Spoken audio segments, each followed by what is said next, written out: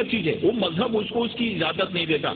नामो नसब जमीन के नस्लों में बट गए, आदम के बेटे कितने कबीलों में बट गए, आए हैं जब से पेश इमामत के मसले, सिजदे हमारे कितने मरलों में बट गए। जे किस तरह से कौम को इल्जाम गुम रही, जब रहनुमा ही कौम के फिरकों में बट गए।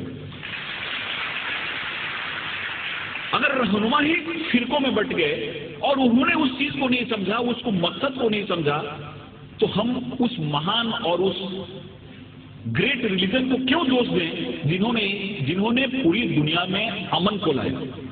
एक समझने की चीज है, क्योंकि बहुत सारी चीजें मुझको भी मालूम नहीं थी। मेरे भी मन में बहुत सारे मिसअंडरस्टैंडिंग थे। जब मैंने इस्लाम को पढ़ा और इस्लाम जानने वालों से चर्चा की, तो मेरे मन में बहुत सारे जो मिसअंडरस्टैंडिंग थे वो मिसअंडरस्टैंडिंग दूर हो गए। एक जगह ऐसी आयत आई है जहां पे कहा गया है कि इस दुनिया की कोई भी ऐसी जगह नहीं है जहां पे हमने अपने नबी और रसूल न भेजे। 1,24,000 हमने अपने नबी रसूल दुनिया में भेजे, जिसमें से 25 का नाम कुरान में आया है। दुनिया की कोई भी ऐसी जगह नहीं है जहां पे हमने नबी रसूल न भेजे हो, और पूरी दुनिया जो है वो खुदा की बनाई हुई है। इसलिए खुदा के लिए एक शब्द यूज किया गया है। गॉड जो है, खुदा जो है वो रब्बुल आलमीन है, और प्रोफेट मोहम्मद जो है वो रहमतुल आलमीन है। खुदा हर एक के लिए, प्रोफेट मोहम्मद का जो संदेश है वो किसी एक व्यक्ति के लिए नहीं है, एक मुल्क के लिए नहीं है, एक इंसान के लिए, पूरी दुनिया के लिए, क्योंकि हर एक welfare of the whole humanity उस चीज में आती है। इसलिए इस चीज को जब हम समझते हैं, इस चीज को हम अपने जहन में लाते हैं, तो हमको ऐसा लगता है कि इस्लाम जो है, इस्लाम का जो मेन, जिसको हम गाभा मराठियों बोलें, इसेंस बोलें, हिंदी में सार बोलें, वो है कि इंसान एक कैसे बेहतर जिंदगी जी सकता है और खुदा के कैसे करीब जा सकता है।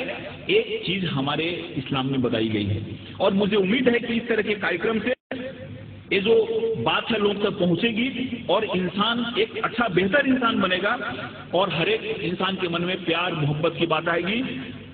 कुरान में जिहाद जो शब्द है, लफ्ज है, केवल 41 टाइम आया है, लेकिन और जो चीजें हैं, कंपैशन की बात है, रहमत की बात है। आप कहीं भी देखो कुरान की शुरुआत होती है रहमत से, रहीम से शुरुआत होती है, और वो जो शब्द है रहमत शब्द, वो 325 बार आया हुआ है।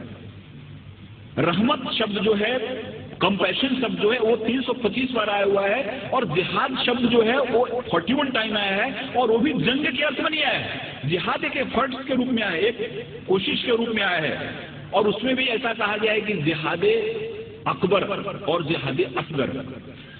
तलवार की लड़ाई बहुत छोटी लड़ाई है, जिसको उन्होंने जिहादे असगर कहा, और खुद से लड़ना जिहादे अकबर है। सबसे बड़ी लड़ाई है खुद से लड़ना। हमारे अंदर जो विकार है, हमारे अंदर जो दोष हैं, हमारे अंदर जो खामियां हैं, इन खामियों से लड़ना सबसे बड़ी लड़ाई, जिसको जिहाद अकबर कहा। और तलवार की लड़ाई छोटी लड़ाई है, उस लड़ाई को बहुत ज्यादा तरजीह नहीं दी, वो जिहाद असगर है।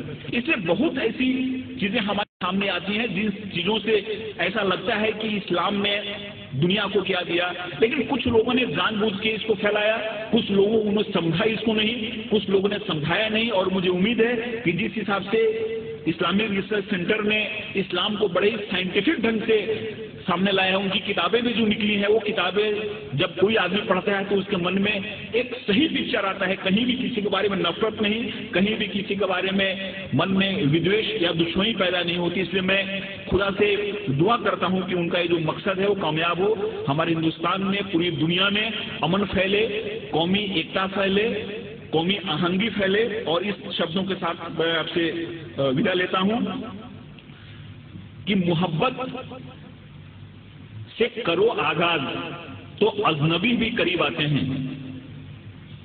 मोहब्बत से करो आगाज तो अजनबी भी करीब आते हैं, और मोहब्बत है एक रूहानी मंजिल जहां फरिश्ते भी सर झुकाते हैं। खुदा हाफिज़। Spread the word, oh man. Spread the word of Islam. Oh, fortunate one, paradise must be won.